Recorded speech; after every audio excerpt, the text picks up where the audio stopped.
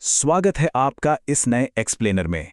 आज हम एक बहुत ही शानदार टॉपिक पर बात करने वाले हैं। हम सीधे भिलाई स्टील प्लांट के अंदर चलेंगे और वहां होने वाली एक्सट्रीम इंजीनियरिंग को करीब से समझेंगे।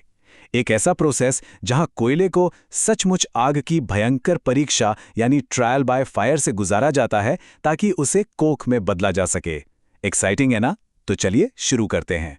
अब सबसे पहला और सबसे बड़ा सवाल जो दिमाग में आता है वो ये है कि जो बिटुमिनस कोयला हम ऑस्ट्रेलिया से इंपोर्ट करते हैं उससे सीधा ब्लास्ट फर्नेस में क्यों नहीं डाल सकते? मतलब डायरेक्ट इस्तेमाल करने में आखिर दिक्कत क्या है? Section 3 the raw material problem, weakness and impurities.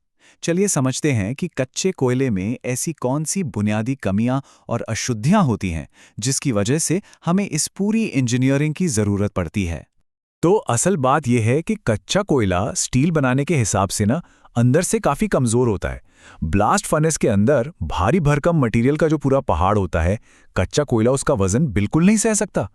अगर हमने इसे सीधा फर्नेस में डाल दिया तो फर्नेस अपने ही वजन से पूरी तरह ढह जाएगा।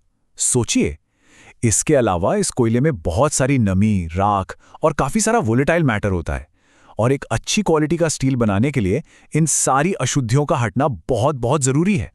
और यहीं पर एंट्री होती है कार्बोनाइजेशन प्रोसेस की। ये कोई आम प्रोसेस नहीं है, ये वो जादुई केमिकल प्रोसेस है जिसमें कोयले को बहुत ही ज्यादा हाई टेम्परेचर पर गर्म किया जाता है।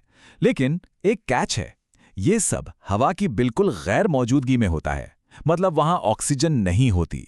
और यही इस पूरे प्रोसेस का सबसे बड़ा सीक्रेट है। क्योंकि हवा नहीं है इसलिए कोयला जलकर राख नहीं होता बल्कि पकता है। उसकी सारी अशुद्धियां बाहर निकल जाती हैं और उसकी फिजिकल स्ट्रेंथ कई गुना बढ़ जाती है। और इस तरह हमें मिलता है हमारा सुपर ईंधन जिसे हम कोक कहते हैं। Section 6 charging the massive oceans inside battery number 11। अब हम इस पूरे प्रोसेस के स्केल को समझेंगे और सीधे 2014 में शुरू हुई भिलाई की नई फैसिलिटी के अंदर चलेंगे। 67 यानी 67। जरा इमेजिन कीजिए, हम किसी छोटे मोटे ओवन की बात नहीं कर रहे हैं। भिलाई प्लांट की सिर्फ एक यूनिट जिसे बैटरी नंबर 11 कहते हैं, अकेले उसमें ऐसे 67 विशालकाय ओवन्स एक दूसरे से जुड़े हुए हैं। और इन ओवन्स की गहराई कितनी है? 17 मीटर। जी हाँ, एक ओवन अंदर से इतना विशाल और गहरा है जैसे कोई 5 या 6 मंजिला इमारत हो। जब आप इसे इमेजिन करते हैं तो सच में दिमाग चकरा जाता है कि ये कितना बड़ा स्केल है। तो अब सवाल यह है कि इतने गहरे और विशाल ओवन के अंदर हम कोयला डालते कैसे हैं? इसके लॉजिस्टिक्स बहुत ही इंटरेस्टिंग है। सबसे पहले कन्वेयर बेल्ट के जरिए कोयला एक बहुत बड़े कोल टावर में पहुंचता है। वहां से उसे एक भारी भरकम चार्जिंग कार में लोड करते हैं। ये चार्जिंग कार ओवन के एकदम टॉप पर जाती है और ऊपर से कोयले को अंदर ड्रॉप कर देती है।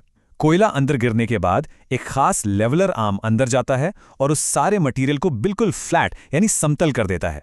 Section 10 the carbonisation process, a 1250 degree Celsius transformation.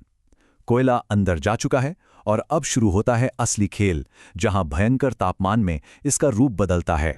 अगर हम इनपुट और आउटपुट के नंबर्स देखें ना, तो हर एक ओवन में लगभग 27 टन कच्चा कोयला डाला जाता है। लेकिन प्रोसेस के बाद हमें आउटपुट में सिर्फ 22 टन कोक ही मिलता है। तो बाकी का 5 टन कहाँ गया? असल में वो 5 टन वजन उस नमी और वोलेटाइल मैटर का होता है जो जल के गैस में बदल जाता है। लेकिन अच्छी बात यह है कि कुछ भी वेस्ट नहीं होता। जो कोक ओवन गैस और बाय प्रोडक्ट्स निकलते हैं उन्हें तुरंत कोल एंड केमिकल डिपार्टमेंट यानी सीसीडी में आगे के यूज के लिए भेज दिया जाता है। अब इस पूरी ट्रांसफॉर्मेशन का टाइमलाइन देखिए। 0 घंटे पर यानी शुरुआत में कोयले को अवन में डालकर बिना हवा के पूरी तरह सील कर दिया जाता है।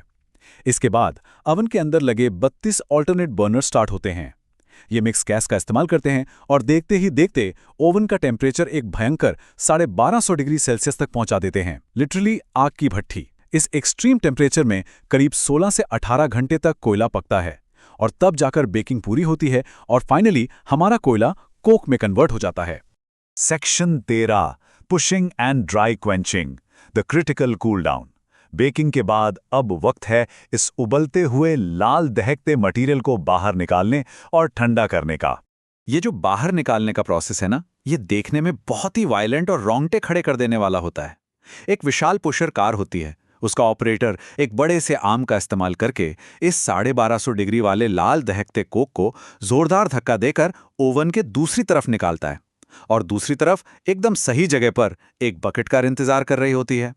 यहां एक गाइड कार और ऑपरेटर्स के बीच एकदम परफेक्ट कम्युनिकेशन की जरूरत होती है ताकि वो बकेट कार बिल्कुल सही पोजीशन पर हो और ये सारा का सारा लाल गरम कोक बिना किसी हादसे के सीधे उस बकेट के अंदर गिरे।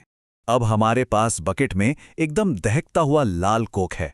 इसे हमें बहुत जल्दी और सही तरीके से ठंडा करना है। इसके लिए हम ड्राई क्वेंचिंग का इस्तेमाल करते हैं। पहले इस बकेट को लिफ्ट करके एक कूलिंग चैम्बर के टॉप पर ले जाते हैं और वहां पलट देते हैं। अब ध्यान देने वाली बात यह है कि यहां पानी का इस्तेमाल बिल्कुल नहीं होता। पानी के बजाय नीचे लगे बड़े बड़े ब्लोअर फैंस नाइट्रोजन गैस का एक बहुत ही पावरफुल ब्लास्ट करते हैं। चूंकि कोक बहुत ही पोरस होता है, यानी उसमें बहुत सारे छेद होते हैं, तो नाइट्रोजन गैस आसानी से उसके आर पार निकल जाती है। इससे क्या होता है, कोक बहुत तेजी से ठंडा तो होता ही है, साथ ही उसकी स्ट्रेंथ कई गुना बढ़ जाती है और वो एकदम पत्थर जैसा सख्त हो जाता है। Section 16, the final super fuel ready for the blast furnace. तो आखिरकार सारी अशुद्धियों और आग की इस भयंकर परीक्षा के बाद हम अपने फाइनल प्रोडक्ट तक पहुंच गए हैं। अब जो हमारे सामने है वो कोई आम कच्चा कोयला नहीं है। ये एकदम तैयार, अविश्वसनीय रूप से मजबूत और प्यूरिफाइड कार्बन स्पंज है। इसे बिल्कुल इस तरह से इंजीनियर किया गया है कि जब ये ब्लास्ट फर्नेस के अंदर जाए तो वहां के हजारों टन के भयानक वजन को आसानी से बर्दाश्त कर सके। सच कहूं तो अगर कोयले ने ये 1250 डिग्री की आग की परीक्षा पास नहीं की होती तो हमारा पूरा का पूरा मॉडर्न स्टील मेकिंग प्रोसेस अपने ही वजन के नीचे कब का ढह चुका होता। तो ये सब जानने के बाद अगली बार जब आप किसी स्टील से बनी विशाल गगनचुंबी इमारत को देखें तो क्या हमें उस अनदेखे 1250 डिग्री वाले इंफ्रास्ट्रक्चर की तारीफ नहीं करनी चाहिए जिसकी वजह से वो इमारत आज खड़ी है? हमारे आसपास की दुनिया को बनाने के पीछे ऐसे ही कितने विशाल और अनदेखे इंडस्ट्रियल प्रोसेस दिन रात काम कर रहे हैं, है ना कमाल की बात। आज के एक्सप्लेनर में बस इतना ही। उम्मीद है आपको इस सफर में बहुत कुछ नया जानने को मिला होगा।